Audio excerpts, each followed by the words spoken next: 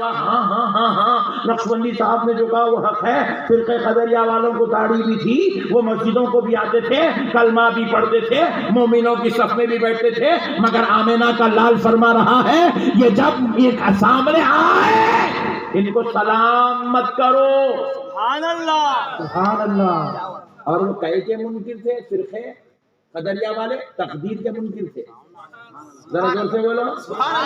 اور یہ فرقے وہابیہ والے عظمت مصطفیٰ کے منکر ہیں. سبحان اللہ. ان سے زیادہ خطرناک ہے لوگ. پھر اب دوسری بات سنو, حدیث ختم نہیں ہوئی. فرماتا ہے جب اگر تمہارے پاس تم کو یہ دعوت دے, ان کی دعوتوں میں شریک مت ہونا. پھر آگے ارشاد فرماتے ہیں جب ان کے جنازے ہو جائے تو ان کی میتوں میں شریک مت ہونا. ان کی میتوں میں شریک نہیں ہونا. آگے سنو نا, ٹھہرو ذرا, وہ جلدی سے نائب صدر صاحب کو لاک ڈالنے کے چکر میں دکھ رہے ہیں. نبی پاک علیہ السلام فرماتے ہیں جب یہ مر جائے تو ان کی جنازہ مت پڑھنا. اللہ اکبر. نماز نہیں پڑھنا بولے ان کے پیچھے. جنازے کی وہ ایک ہی چھوٹی سی نماز نہ کو پڑھو, بولے روزانہ 5 وقت کی تو چھوڑ دو آپ. میرے پیارے بھائیوں, اللہ کے واسطے دین کو سمجھو میرے بھائی. دیکھو میرے بھائی, میں آپ کو ایمانداری سے ایک اچھی پیاری پیاری بات بولتا ہوں. ٹھنڈی شبنم گر رہی, میں گرم ہونا چاہ رہا ہوں کہ ٹھنڈا کرتی جا رہی, میں گرم ہونا چاہ رہا ہوں ٹھنڈا کرتی جا رہی ہے. بہت اچھی ٹھنڈی ہے شبنم یہاں کی ماشاءاللہ. دیکھو میں ایک پیاری بات بولتا ہوں آپ کو. آپ کے والد محترم سے آپ کا گھر میں کچھ اونچ نیچ چلتا کسی ایک آدھ معاملے میں, ابا بولتے کام کو کہیں کھنے جا رہے, تو بیٹھو جی تمہارے کو کہیں کو جاتا ہوں جاتا ہوں کرتا ہوں. بابا بیٹے میں محبتیں اونچ نیچ چلتے رہتی, ہر گھر میں چلتی, وہ ٹینشن نہ کو لو, مگر بیچ بھی نہیں کرنا بابا جان کے ساتھ. محبت کرنا, ادب کرنا, جو بولے وہ خاموش آمنا صدقنا بول کے سن لینا, بڑوں کو جواب نہیں دینا پڑتا ہے. بہرحال گھروں میں اونچ نیچ چلتی. ایک دن ذرا زیادہ چل گئی, ابا جان سے ذرا زیادہ چل گئی. عصر کی نماز کے بعد آپ واپس جا رہے ہیں گھر کو, صبح 8 بجے چل گئی, دن پورا گزر گیا, آپ عصر کے بعد پھر گھر کو واپس جا رہے ہیں. بیچ روڈ پہ صاحب ملے, عبدالجلیل صاحب. السلام علیکم بھتیجے. بولے آپ صاحب. بولے وعلیکم السلام چچا, کیسے ہیں آپ؟ میاں تمہارے ابا بہت خطرناک ہے میاں, کمینے آخری نکلے ہوئے بدماش ہے. بولے تو آپ کیا کرتے, جلدی گلے لوگے چاچا. کیا پیاری بات بولے چاچا, آپ صبح سے میں بھی یہی بول رہا ہوں. ایسا کون کون بولتے, ہاتھ اٹھاؤ جلدی.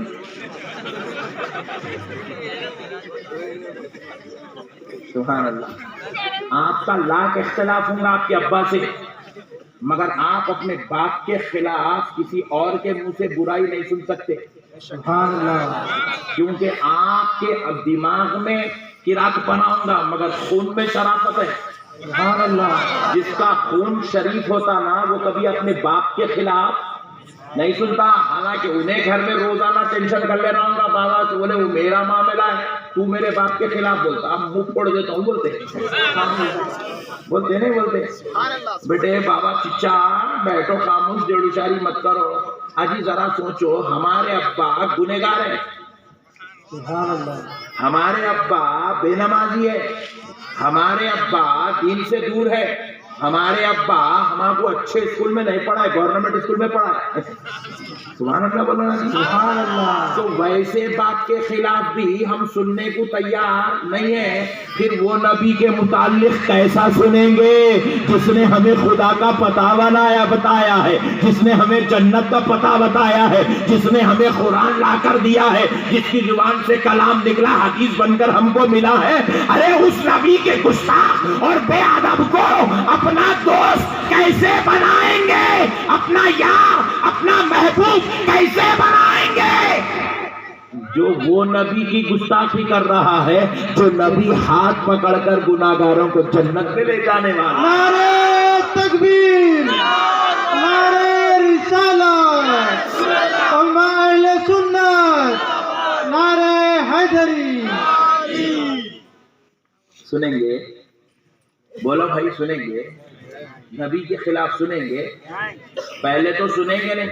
اور اگر کوئی بدبختہ بولتا ہے تو ویسے سے دوستی ہو سکتی؟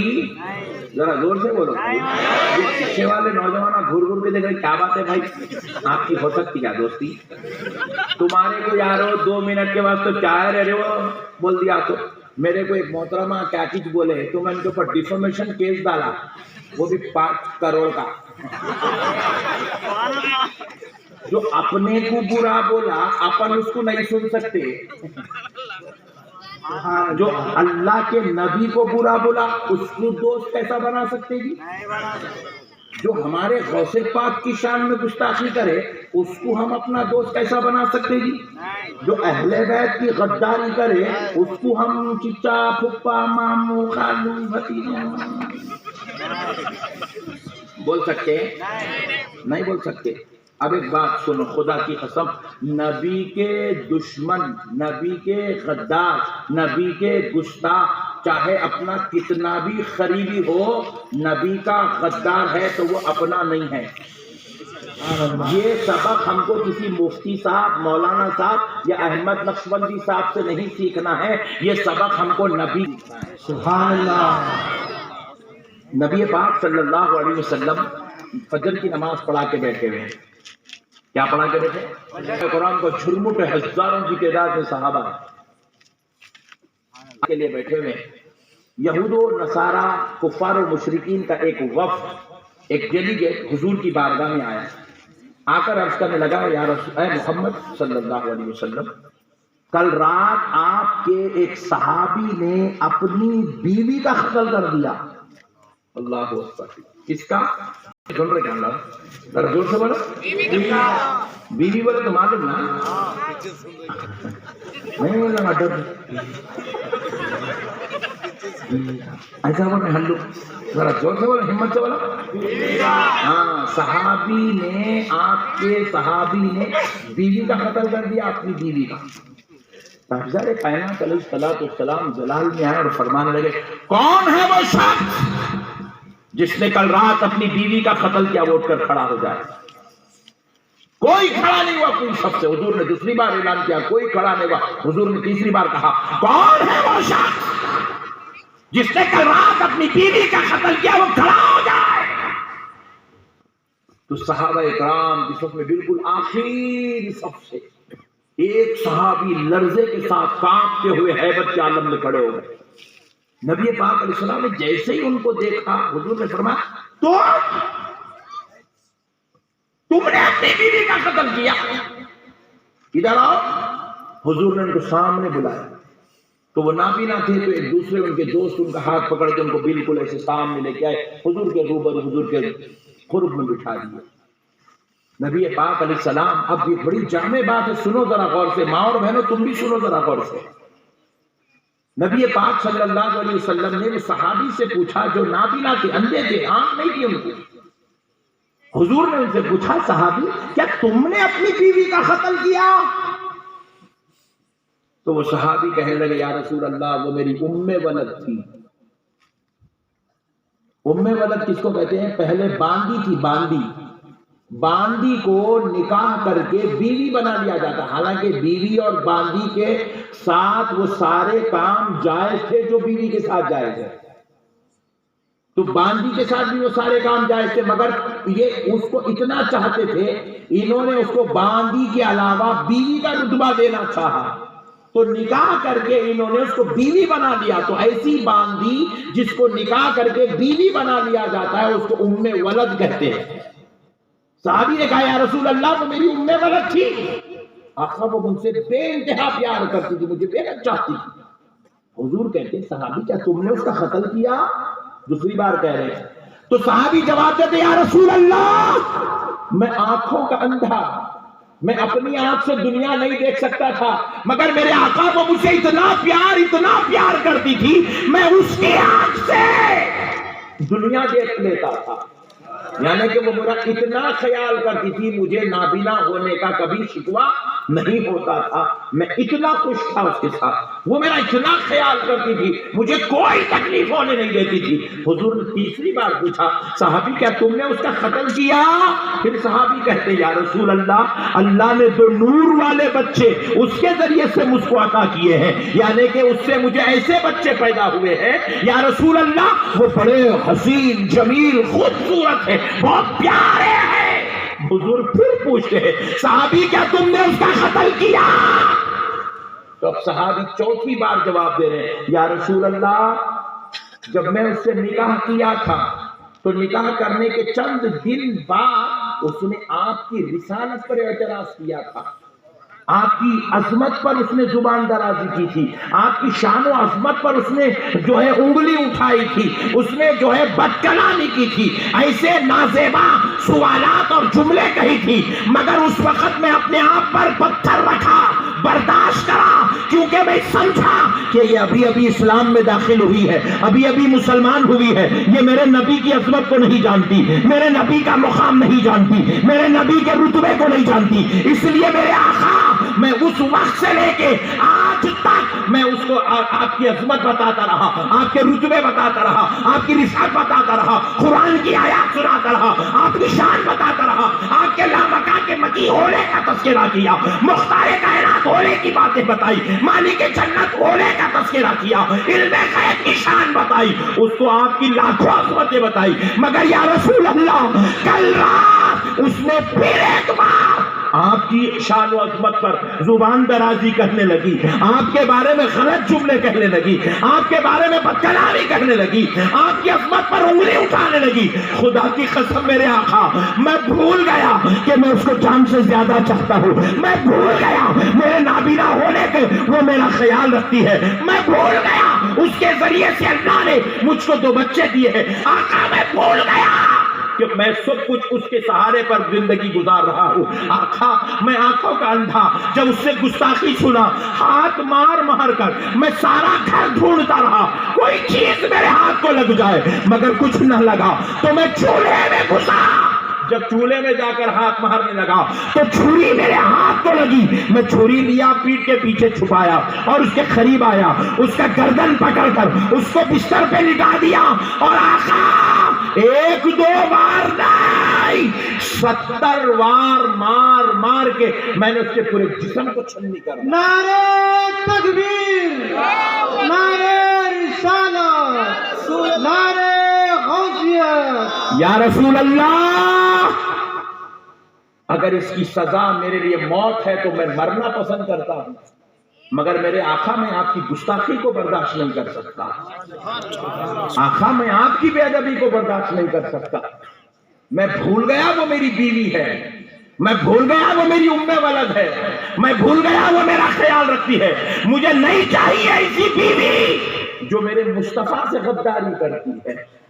اس لیے یا رسول اللہ میں نے اس غدار، اس گستاخ، اس بے ادب کو مار مار کے ختم کر ڈالا۔ اب پورے کفار، مشرکین، یہود، نصارہ حضور کے سامنے بیٹھے ہوئے، اب وہ سوچ رہے ہیں کہ پیارے محمد کے سامنے یہ خود قبول لیا کہ اس نے کل رات اپنی بیوی کا قتل کیا، شاید اب اس کو پھانسی کی سزا سنائی جائے گی، اب اس کو جو ہے سنگسار کی سزا سنائی جائے گی، یا اب اس کو گردن کاٹنے کی سزا سنائی جائے گی، اب اس کو ذلیل و رسوا کیا جائے گا، اب اس کے قتل کا فیصلہ کیا جائے گا۔ مگر دیکھنے والی آنکھوں نے دیکھا، سننے والے کانوں نے سنا، آمنہ کے لال نے فرمایا صحابی جاؤ جگہ پہ بیٹھ جاؤ، تم نے اللہ اور اس کے رسول کو راضی کر لیا ہے۔ نعرہ تکبیر، نعرہ رسالت، تکبیر، نعرہ حیدری۔ اللہ اور اس کے رسول کو راضی کر لیا، صحابی اپنی جگہ پہ بیٹھ جاؤ۔ نبی پاک علیہ السلام نے فرمایا یہ کہہ کر کہ تم اپنی جگہ پہ بیٹھ جاؤ، دنیا کو بتلا دیا دوست لوگوں، اگر دنیا میں کوئی شخص واجب القتل ہے تو وہ گستاخ رسول ہے۔ میرے پیارے بھائیوں، دین کو سمجھو، صرف اللہ کو ماننے کا نام دین نہیں ہے، آپ مسجدوں میں دیکھے ہوں گے، گھروں میں دیکھے ہوں گے، ہر جگہ دیکھے ہوں گے، لا الہ الا اللہ، آگے کیا لکھا ہوا رہتا؟ سبحان اللہ، محمد الرسول اللہ۔ اگر صرف اللہ کو ماننے کا نام دین ہوتا تو کلمے میں محمد الرسول اللہ نہیں ہوتا۔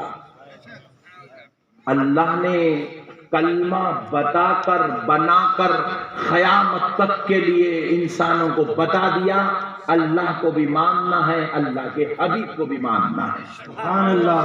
اللہ کو وحدہ لا شریک ماننا ہے، اللہ کو وحدہ لا شریک ماننا ہے، اور کو پاک اور بے عیب ماننا ہے۔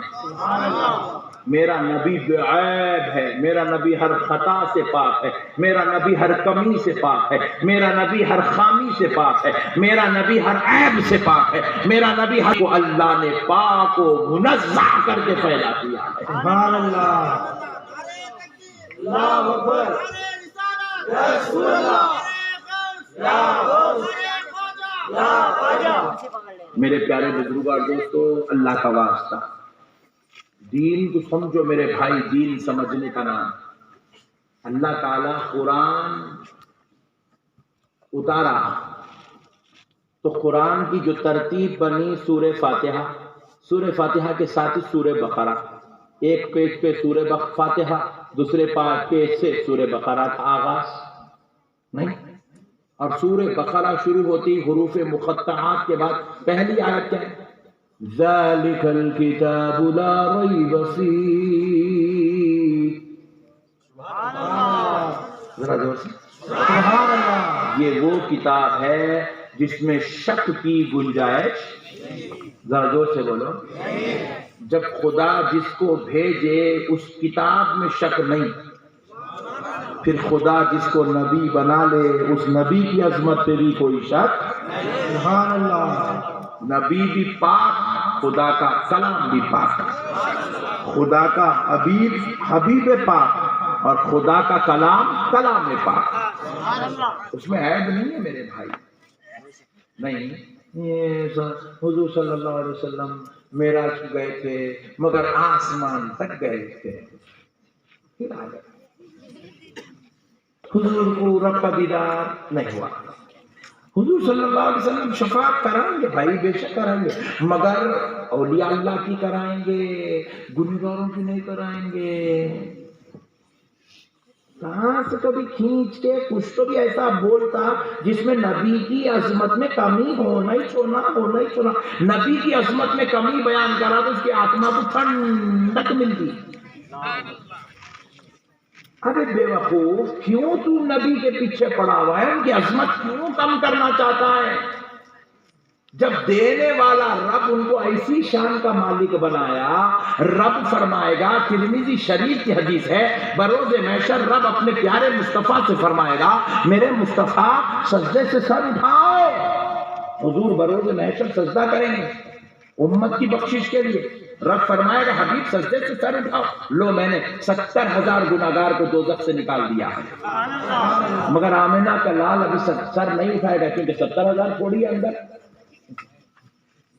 70,000، وہ تو 70,000 تو خالی امرآباد میں مل جاتے ہیں، نہیں گھاٹ چڑھ کے آئے تو 70,000 ملتے،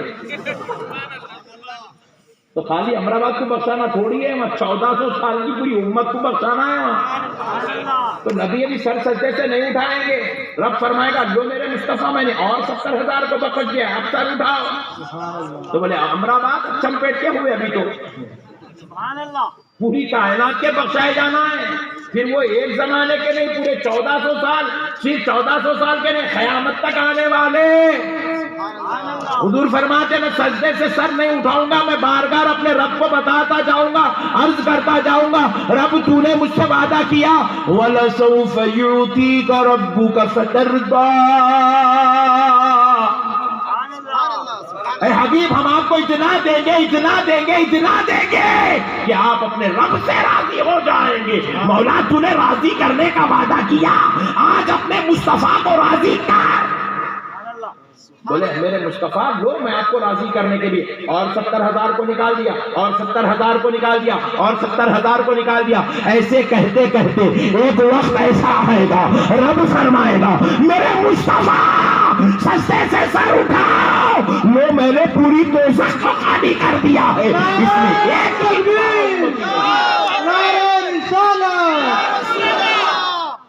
میرے حبیب سجدے سے سر اٹھاؤ، اس میں ایک بھی گناہگار آپ کا امتی اب دوزخ میں نہیں ہے۔ پھر اس کے بعد حضور پاک علیہ السلام تب بھی سر نہیں اٹھائیں گے، حضور کو پھر رب کہے گا میرے